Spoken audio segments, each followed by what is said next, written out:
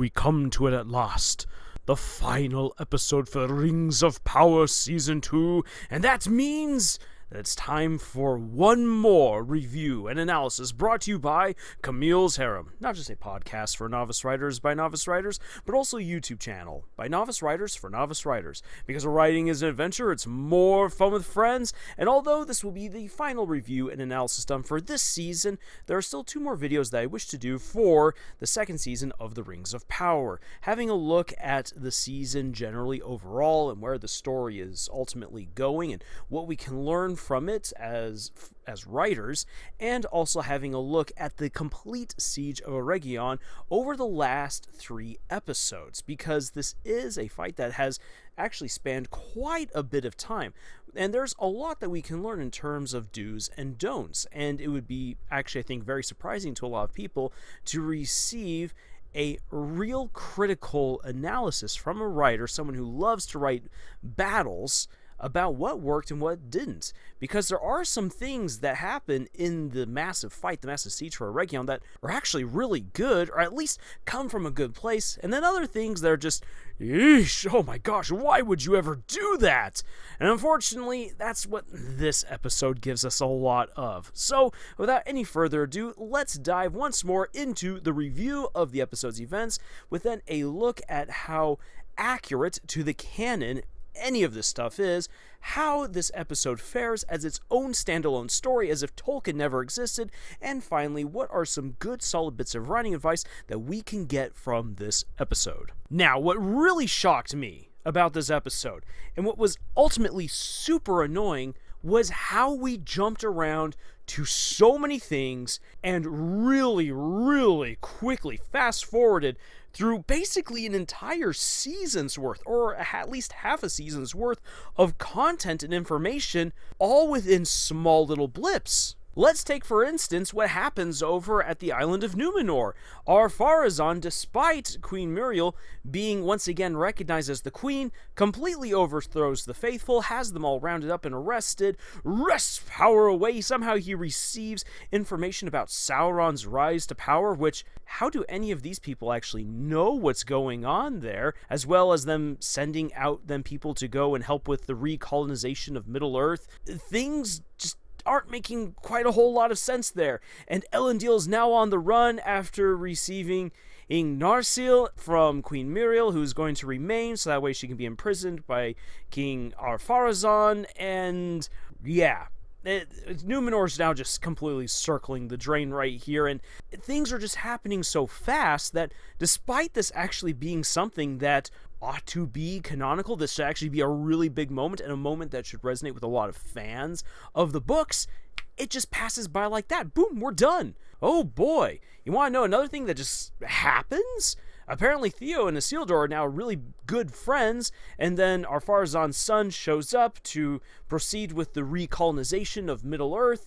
Isildur is welcome back, but then he's also threatened with, "Your father is a traitor, and unless you wish to suffer his same fate, you will swear allegiance to the new monarch of Numenor." Also, you're not allowed to have your girlfriend, who is, what on earth is she even choosing? What on earth is Astrid even doing here? Astrid's like, I'm going to leave my fiancé for you. No, I'm now going to stay with him, and I'm going to awkwardly hold hands as he's building a house for me, because he absolutely loves me, but I don't really love him, not after I had a look at you, Isildur. Oh my, you're just so handsome, and everything I could ever want, because you come from a rich, smart family. And again, who really knows what Theo is doing? And because we know that Arondir actually did survive, apparently he didn't get run through at all or slashed. Apparently Adar just knocked the wind out of him. Whew, Theo happens to have his father still, so Theo's doing A-okay, and I guess he's now going on over to Numenor with Isildur. Woohoo, while Elendil runs off to his son Anarion, who they never mentioned beforehand. In fact, they said he only had 2 children. So what is it? Is his daughter just adopted and he hasn't really considered her one of his children? I don't really know what's going on here. The writers don't seem to know exactly what they've done from season to season, or in some cases from episode to episode. like what happened with Arondir. And when we then hop on over to Eregion has been breached. The orcs are pouring through, murdering everyone in sight. Galadriel girl bosses her way through the city, saving a ton of elven women and children, leading them through a dwarven pass, only to be captured once again by the orcs. And so rather than fight her way out like the good girl boss she is, instead, no, the plot demands that the rings end up in Sauron's hand, so she decides that she's going to trade the 9 rings that were meant for men on over to Adar, so that way she can buy the safety of the surviving elves from Eregion.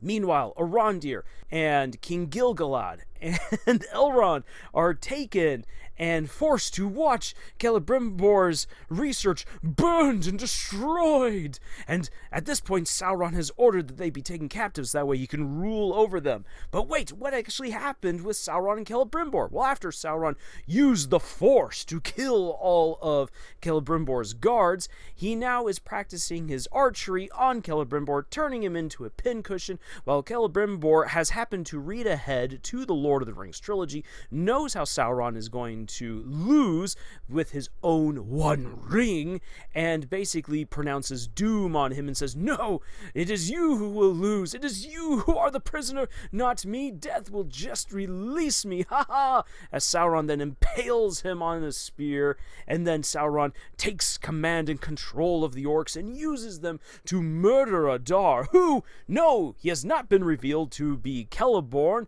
but when he puts on Galadriel's ring, he is restored to the grand, handsome, powerful elven form that he once possessed, and he decides that he's going to make peace with the elves by giving back Galadriel the ring, and they together they will destroy Sauron. And once that has happened, he will remove all the orcs back to Mordor and make peace for all time. But the orcs and Sauron are not having any of that. Sauron's body is brought on over to Adar, and then he flips the script on Adar, just like what happened to him at the beginning of the season. He now has all the orcs go and rush Adar, stab him as if he were Caesar, and completely annihilate him as he's like, "My children!" And then the orc, who's all like, "No, I don't want to go to war, I just want to be with my family," takes his knife and then puts it right through Adar's face, or through his chest. I think it's kind of implied it's through his face. And then that orc will later on be killed by Sauron when he reports to Sauron that the elves have escaped from Eregion. Sauron and Galadriel have a duel as if they were Obi-Wan and Anakin fighting their way through Stonehenge? They're fighting their way through Stonehenge. And Galadriel continues to girl boss her way through as her plot armor continues to protect her from all of these stupid moves that she's making, and continues to protect her from Sauron's power. Because we know that Sauron has gotten into her head, why is he not able to control her like he's controlled everyone else and just simply use the Force to turn her blade on her, since he knows that he can't win her back? The taunting that happens feels really cheap, because even though we know that Galadriel is the reason for all of this bad stuff happening, the plot refuses to have her be humbled. Even though she is completely beaten, she decides to take the ring Nenya after Sauron has taken the 9 rings for men, throws herself off of a cliff, survives, because plot armor. And when the dwarves come to save the day, rather than actually driving the orcs out of Eregion, they just simply help the elves escape. And then they rescue Galadriel, and Elrond, after staring at her for far too long, uses Nenya along with Gil-galad using his ring to heal Galadriel from a nearly fatal wound delivered by Morgoth's crown that Sauron pounded into her chest. Again, plot armor completely saves her, because she needs to be alive for the Third Age, and because even if this was never going to go to the Third Age, the writers have made Galadriel their absolute champion, and she can never be wrong, and she can never die. Yes, she's been beaten, but she will not be humbled by what's happened here, as we get from the final shot. Now then, what else has been happening in this ridiculous episode? Well, during the third, breaks his way through to this massive cavern full of mithril, wakes up the Balrog. The Balrog comes to kill him, and he finally gives up the ring because he will face his death on his own merit. His son's words have finally reached him, and Durin the Fourth watches as his father goes poof. Oh, believe you me, we're going to come back to that little moment. And now Durin the Fourth will become the king of Khazad-dûm. Or will he? As he now has all of the dwarven rings. Well, what's going to happen with that? Because the rings corrupt, they can't actually use them, but the other dwarven lords have paid for their rings, they want their rings, and the brother that we've never heard of before wants the throne for himself, and there's plenty of dwarven lords who will support that, because apparently after the entirety of Khazad-dûm was roused by Durin's completely milquetoast speech from the previous episode, they are now split in terms of loyalty. Also, Durin, you could have sent the army way sooner. If you were just going to go by yourself to confront your father, why didn't you just send the army immediately to go help out the elves? That was stupid in the extreme.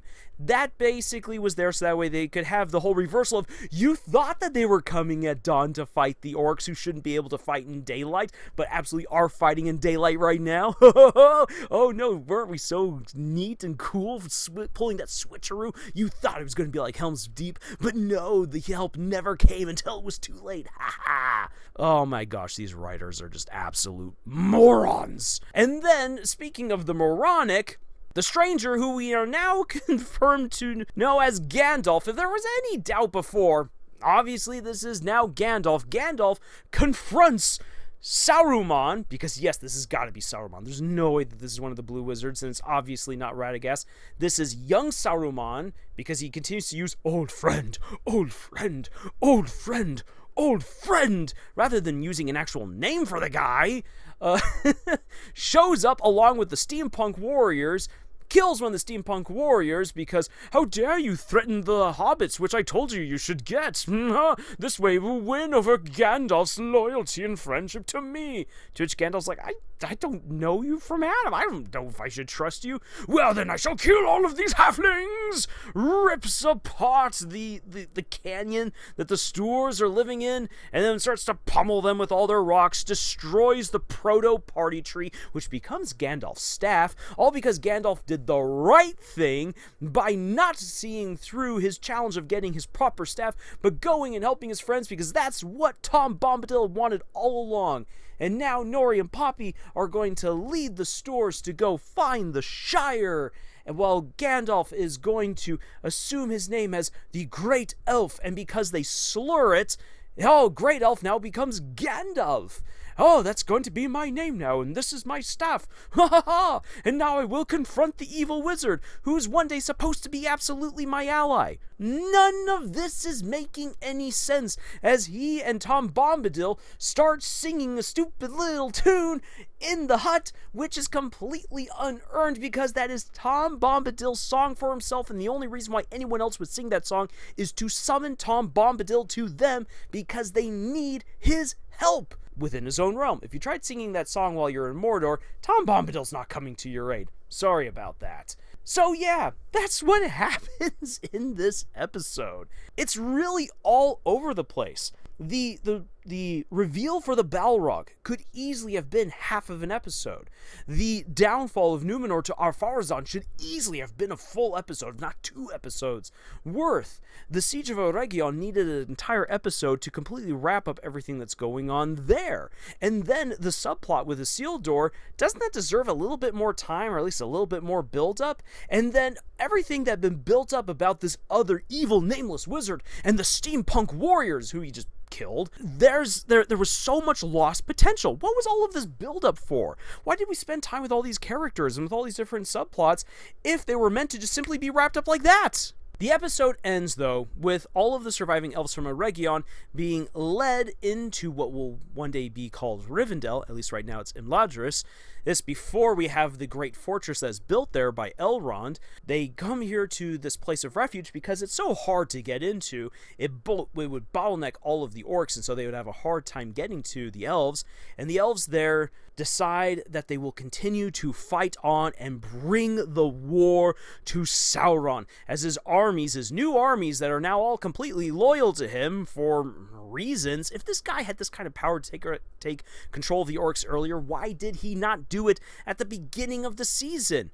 Contradictions abound. This makes Sauron look like a punk. This makes Adar look like a punk. This makes all of the orcs look stupid.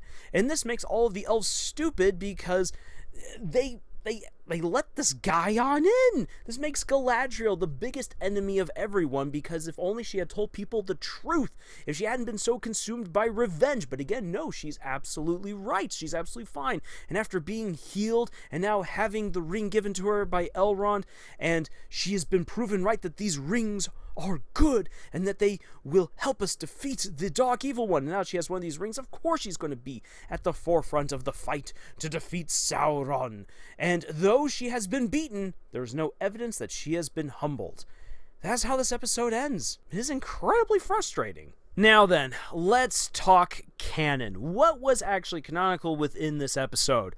Basically nothing. I mean, Imladris is most definitely a very good stronghold, a safe haven for the elves, and Elrond does establish a hideaway there, which will become Rivendell, and it will not just simply be a place for the soldiers to hide out at during the wars against Sauron, but it will also be a refuge for multiple cultures. It will be a house of learning, a house of healing, and sure, okay, so we get a little bit of foreshadowing for what's going to happen there, and hey, that's all good. Sauron impales Celebrimbor at the end of a spear, but didn't use him as his battle standard. It's one of the most sick metal moments of Sauron's career, and you weren't even going to give him that. Ugh. And yes, Eregion is sacked. No city of Eregion in the canon, but the region of Eregion is indeed sacked by Sauron. So that is indeed canonical, and Ar-Pharazôn most definitely does imprison a lot of the faithful, so that's canonical, and Elendil has to basically book it and try to bring his family all together along with the other faithful at the other side of Numenor, and it will be because of his adherence to the Valar and his desire to remain to the right and true path and to not seek out immortality through conquest that will eventually allow him and the others to make it to the rest of Middle-earth safely, where the colonies of Numenor indeed are, and there are bad Numenorians who colonize Middle-earth. So hey, we actually have some good canon material happening within this episode. It's way better than the last episode, I'll tell you that. The problem is that we're just speeding through these moments so dang quick that a lot of the great story behind these moments is pretty much lost on people, or it has been improperly set up, such as the sacking of Eregion, or what happens to Celebrimbor, or really what Elrond does at Imladris, and the siege that happens there. So we're missing a lot of really cool stuff, or the story's just being told in a way that a lot of the really cool stuff isn't being properly delivered.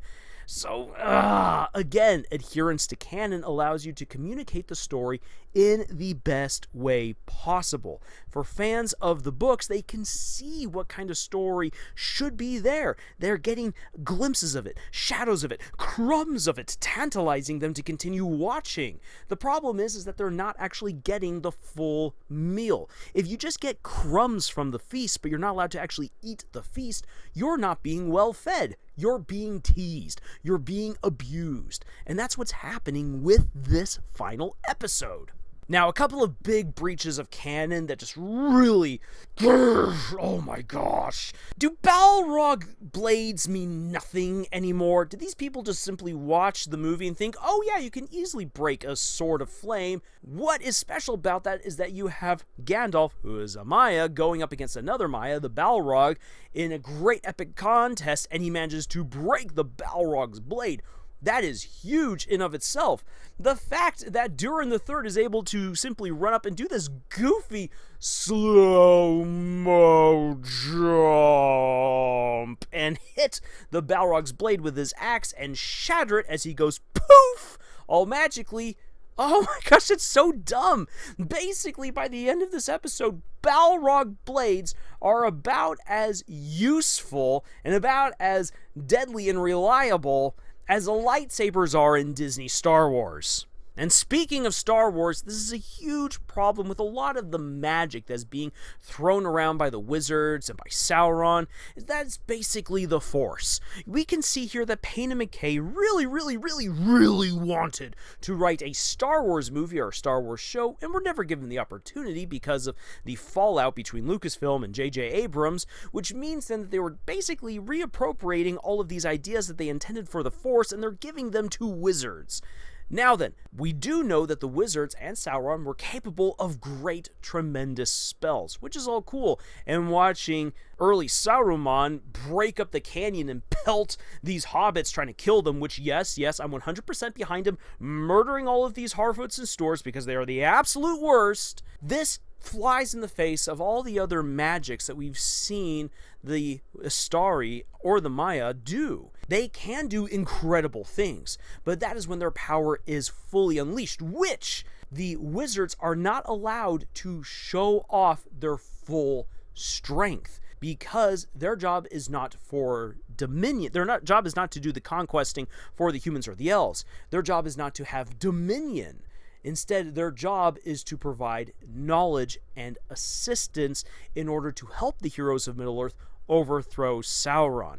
So them using their amazing powers is something that they would almost never do unless absolutely needed, because otherwise it would go against their mandate from Manve, which would cause horrible things to happen to them. And we see that from Saruman, that the more that he sought for dominion and power, the more corrupted he became, even though he could justify it by saying, hey, look, I'm just trying to destroy the One Ring. And by researching it, how it was made, where it might have ended up, and how it can be destroyed, I can help us ensure Sauron's defeat.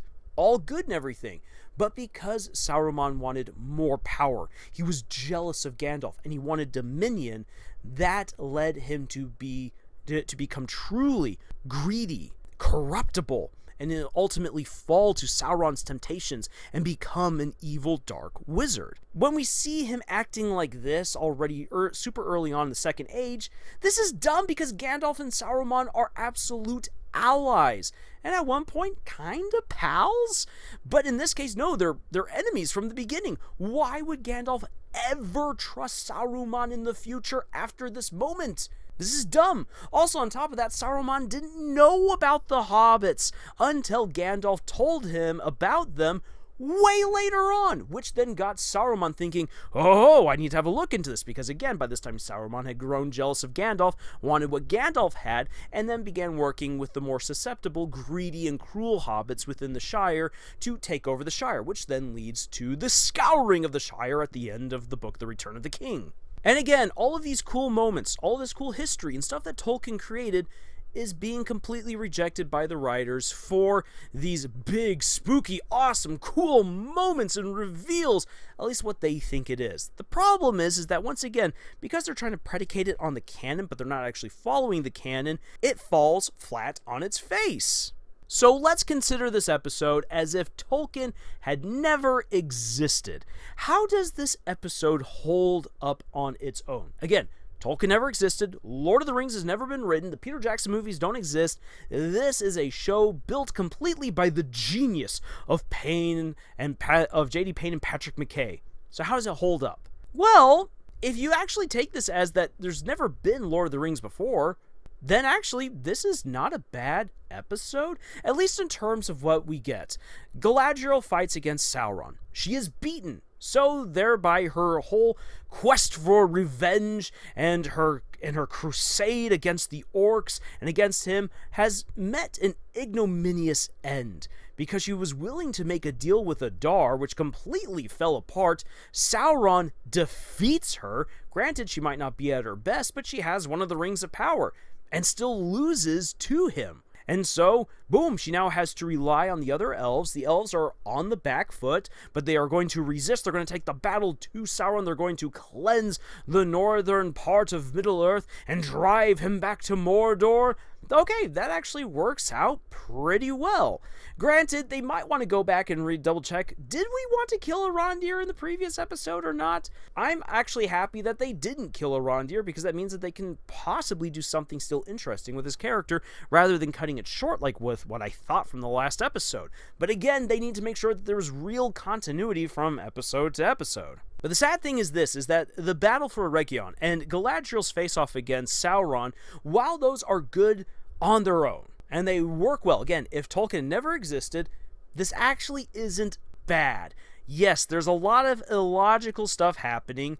Killing off Adar the way that they did means, well, eliminating a character who I would argue should have stayed around a whole lot longer, but because Jeff Bezos wanted his Game of Thrones, they gave us a Game of Thrones moment with Adar being shanked by his own orcs, and so, well, you know what, it works. And it was his own hubris that led him there. And because he had been a part of such a brutal warlike culture, even though the orcs like, no, we just want to go and be with our wives and children, the orcs were very greedy and anxious and happy to sack Eregion, and Sauron himself even says that when they whip themselves up in a fervor, they just don't stop, and they destroy and hurt and torture. They become cruel animals. And so, them turning on Adar when Adar shows any moment of weakness or mercy absolutely fits. And Sauron being able to control them as they've just become these raging machines works again really well too. Yes, if we stop to slow it down and talk about the logic and what Galadriel's doing, it doesn't make any sense. It's stupid. But at this point, we realize that the plot is going to plot, and so we just kind of have to accept it at this point. Again, this does feel a whole lot many times like a really good first draft, but it still is a first draft. But a good first draft nonetheless. So, the conclusion to the Battle of Eregion, where the elves go, Galadriel's standoff against Sauron, their whole duel and everything, even though there was some pretty silly stuff that happened, it works. It does the job it's supposed to do, and it gets us to where the story needs to be as far as the elves are concerned and as far as the rings are concerned. The problem, though, is that we haven't known really any of the humans outside of Numenor. There's no way that Sauron is going to give these rings to the Southlanders, so what about the other kingdoms of men? We know nothing about them, which then means that Season 3 is going to have to do a whole lot of heavy lifting to do yet more world building and introduce us to a whole bunch of other humans who are supposed to receive these rings. And because that hasn't happened, and because the necessary world building as well for the other dwarven lords hasn't been done, this means that we're left guessing and wondering who these people are and what they're going to do and how they're going to be influenced by the rings. And sure, the other seasons are supposed to explain all of that to us, but considering that we're only going to be getting 5 seasons, and only now are we getting to a point where the other rings are supposed to go now to the dwarves and to the men. The One Ring has yet to be forged. Numenor has yet to really go to war as well. And that Sauron eventually is supposed to be captured and brought to Numenor, leading then to the downfall of Numenor as he corrupts Ar-Pharazôn. There's a whole lot still to tell. And at the pacing that they've been going for the past 2 seasons, there's no way that they can do yet more world building and make it sufficient and hit all of the necessary points along the way. And sure, they're going to continue to do weird things and corrupt the timeline and add all of their own little stuff along the way. But yeah, we're going to go off of at least what we've been told. But again, if we're thinking about, well, like, okay, then we've only been given 5 seasons and we know that a ring is going to be made to rule them all, whoo-hoo-hoo, then we're left also wondering, okay, is it going to take like another 2 seasons for us to get that ring? Or if that ring is forged in the 3rd season, what's going to happen? We're left with a lot of questions that don't exactly inspire great speculation, because again, we're thinking about the Rings of Power as if it's its own story, as if the Lord of the Rings never existed. And without the Lord of the Rings to really guide us into what's supposed to happen next, like, because I just went off on a tangent thinking about what's supposed to happen. If I didn't know any of the stuff existed, I'm honestly left wondering, okay, so how are you going to spin this out for another 3 seasons? I can definitely see 2 seasons at the pacing you guys are going, but I don't exactly know how you're going to make 5 seasons out of this. Unless you're going to, again, really, like, step on the brakes and do some really heavy world building, which I'm not exactly sure if you can pull off. But all of these other little side stories that we got, with the Harfoots, with the Stores, with Gandalf, with the other wizard, with the steampunk warriors, with Numenor, with Elendil, with Isildur, with Astrid. It seems as though this was all just thrown together really, really fast to say, hey, we haven't forgotten about all of these other characters and all these other side plots, and we're just going to quickly speed things on up. Here's the problem, is that when you speed things up like this, any investment that anyone put into these characters and into these side plots is lost, because you didn't give them the chance to enjoy how things would unfold, to see how these relationships would grow stronger, and to see where these character arcs are really taking these characters. Instead, we're going to where the plot needs us rather than where the characters need to be. And there's a distinction there, because you can have the plot do things, and the plot will run perfectly fine, but if the characters aren't in the mindset, if they aren't there morally, spiritually, personally, physically, magically, however, where they need to be in their own personal arcs, then it doesn't work. Imagine you're playing a game of chess and you're advancing a pawn all the way across the board to become a queen. And when the pawn reaches the other side of the board, it doesn't become a queen. It doesn't become any other piece at all. It's just a pawn stuck there. The rest of the game proceeds, but the pawn isn't doing anything because it can't. That's kind of what's happened here at the end of the season, because the relationship between Isildur and Astrid could have been cool and interesting, but it was never fully developed beyond, don't you want to ship them? There's a ton of potential between Durin the Third and Durin the Fourth, but everything that was meant to be a very emotional moment, I wanted to feel emotionally sucker punched by Durin the Third's sacrifice to save his son after taking off the ring. That was meant to be a powerful moment. I saw that. I wanted to feel something, but I couldn't because the effort hadn't been put in to fully develop that relationship, because everything that we'd gotten of these two guys have only ever been snapshots, and the relationship between Durin and Disa has not really been well developed in this season either, because yeah, sure, they stood up to his father, but I would love to have seen more of their home life. I would love to have seen Disa maybe really stick it to the king, like what actually happened in the tunnel where he decided to cut through his own men. We didn't get to see any of that, and so we're missing so many moments that could have been really cool, that could have given Disa, Durin the Third, Durin the Fourth, more of an emotional arc within the season, where we could have really come to have loved even more this family that's falling apart, and that we're rooting for them to stay together, and that it becomes then so much more powerful that Durin and Disa are going to hold to the course, and that Durin the Fourth is going to not only try to deal with this Balrog now, but now deal with his brother, trying to overthrow him. He's going to try to help out Elrond. He has to appease the other dwarven lords. His loyalties are torn. If we had gotten more time to really explore what that's like, it would have hit so hard. The plot did what it needed to do, but it didn't feel like Durin or Disa were really where they needed to be. And now the hobbits have been hopefully written out of the show. I hope we never see them again, because I don't want to see any more stupid Harfoots or Stures for the rest of this series, even though I know that they're going to get their own little subplot where they're going to find the Shire. I don't want that, because these characters haven't grown. They haven't earned anything. They are stupid, homicidal maniacs who kill their own people and who honestly abuse their own people by giving them stupid names like Nobody.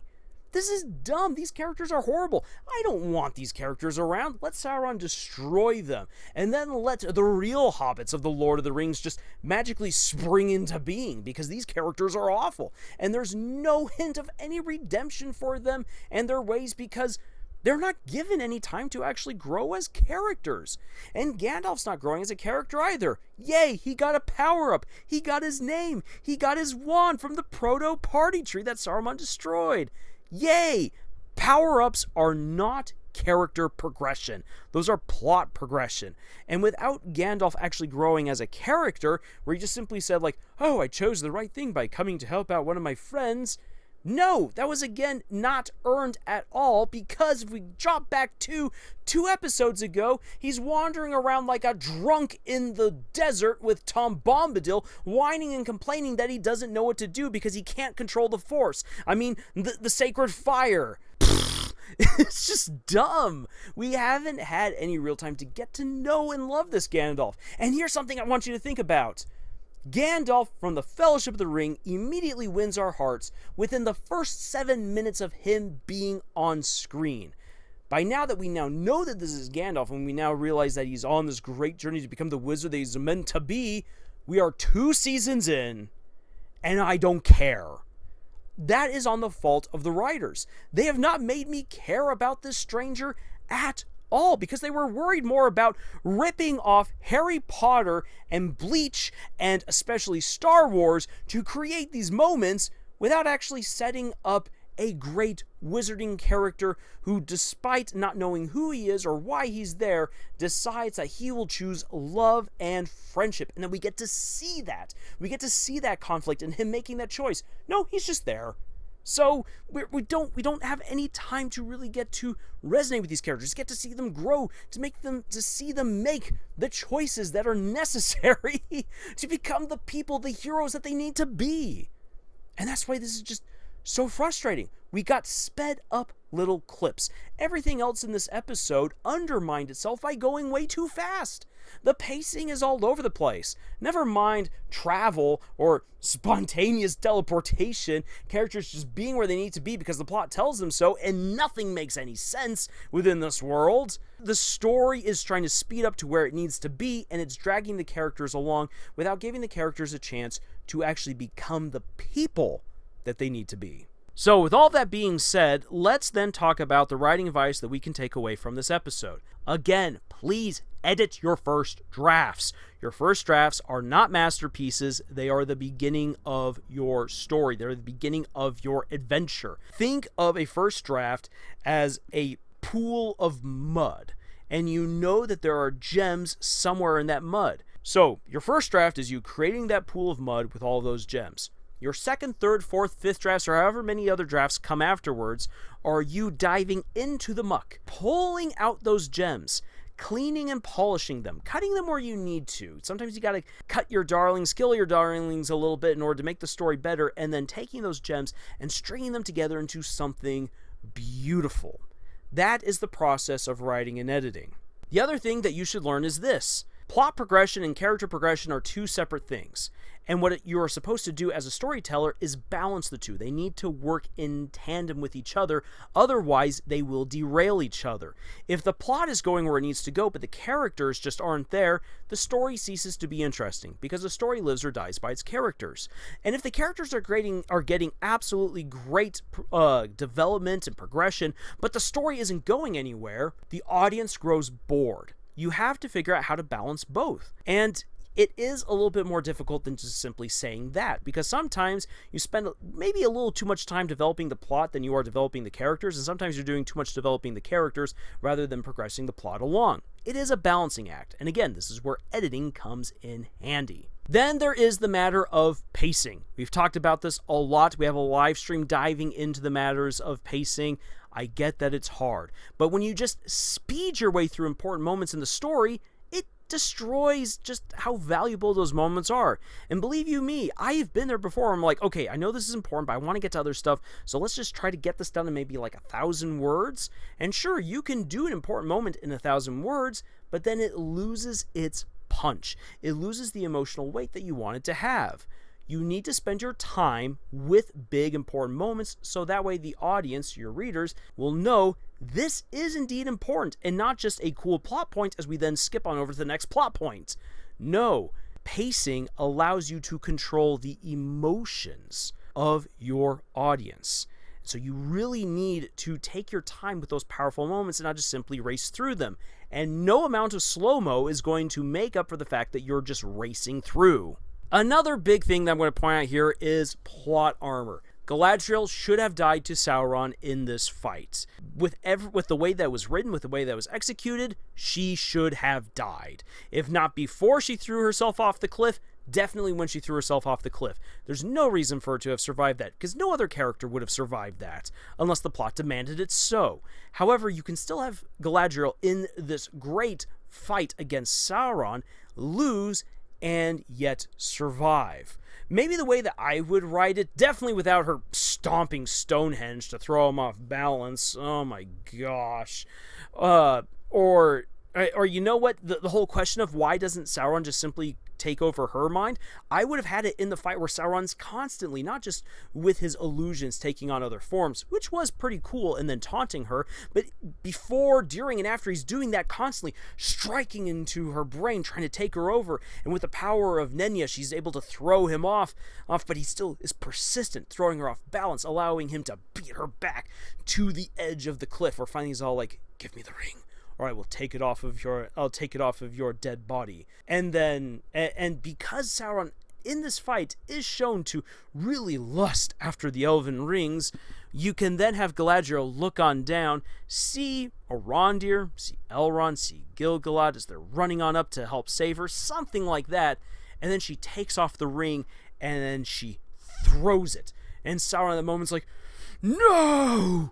And she then can either run or try to throw him off the cliff, and then he grabs her, and then they tussle, and he then is like, I refuse to die, and then uses his powers to take flight, which Sauron canonically can do that. Galadriel holds on and is then able to jump onto a tree. While that might not be as climactic as her throwing herself off a cliff, it makes more sense. She's been beaten, but she's managed to save the ring. Everyone sees that Sauron is there, big and bad.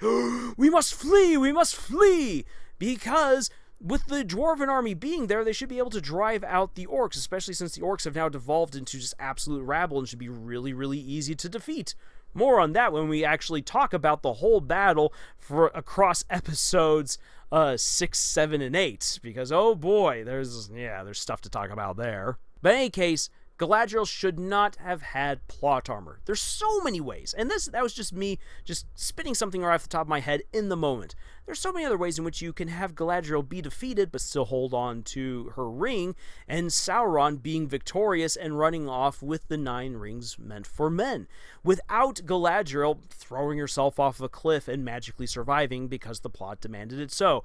And yes, I saw that she managed to grab hold of a pine tree on her way down, 30 feet down, and then fall another 60 to 100 feet, all depending. That's a long fall. And yes, sure, the Na'vi and Avatar could do it because those were huge leaves, and they were constantly hitting multiple leaves, and their bodies are reinforced as if made out of steel.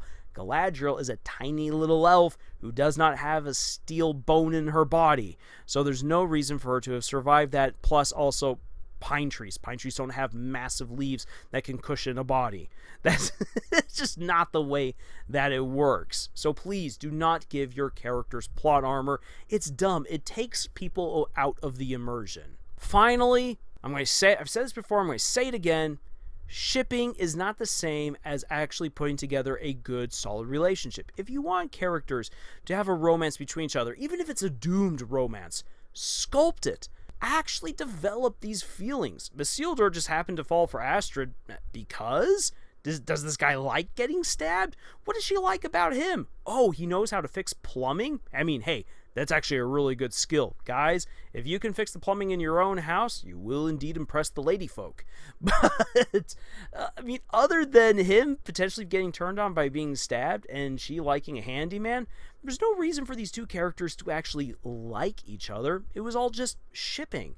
Instead, if you wanted Isildur and Astrid to actually be a potential couple, but then take that away from us, sculpt their relationship. Give us some good dialogue between these two. Have it where she, gives him an honest, heartfelt apology for having stabbed him. And then we watch him heal, even a little montage of him healing or something like that, with her help. That would help to better solidify their potential relationship. But no, we didn't get any of that. Again, the pacing was just really bad and all over the place. If you're going to sculpt a good relationship, you need to have time for these characters to get to know each other and spend quality time with one another. If you don't have that, we're not going to buy it. And there's so many little shipping moments. I'm still not sold on Poppy and Nobody. Again, I wish that they had been smashed by boulders, because these characters are pointless and I don't care about their relationship one bit at all. And the shipping moments between Elendil and Muriel, I don't care.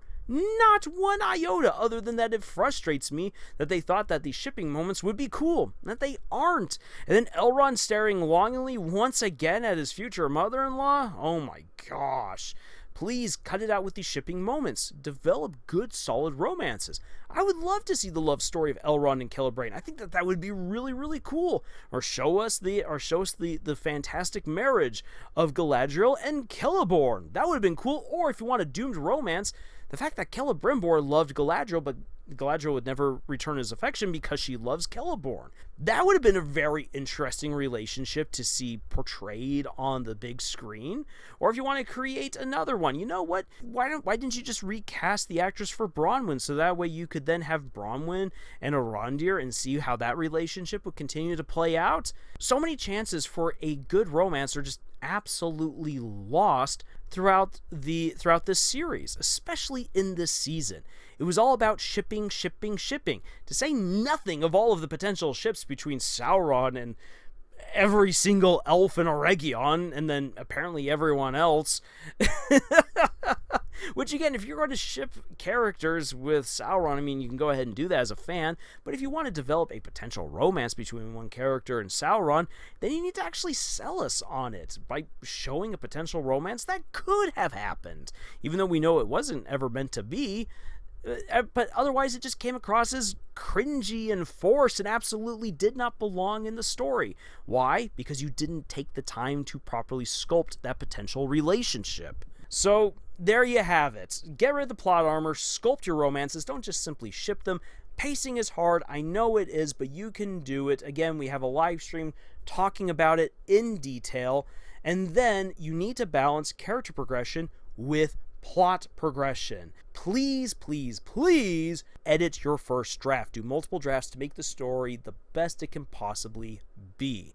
If you do that, I guarantee you can make way better stories than the Rings of Power Seasons 1 and 2.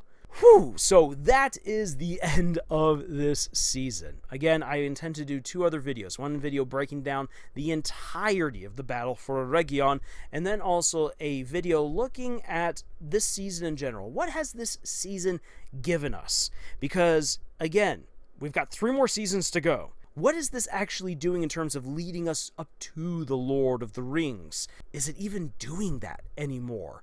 Because it seems as though everything is unraveling. As they sped their way up to where the plot needs everything to be, it felt like we were actually more disconnected than ever before.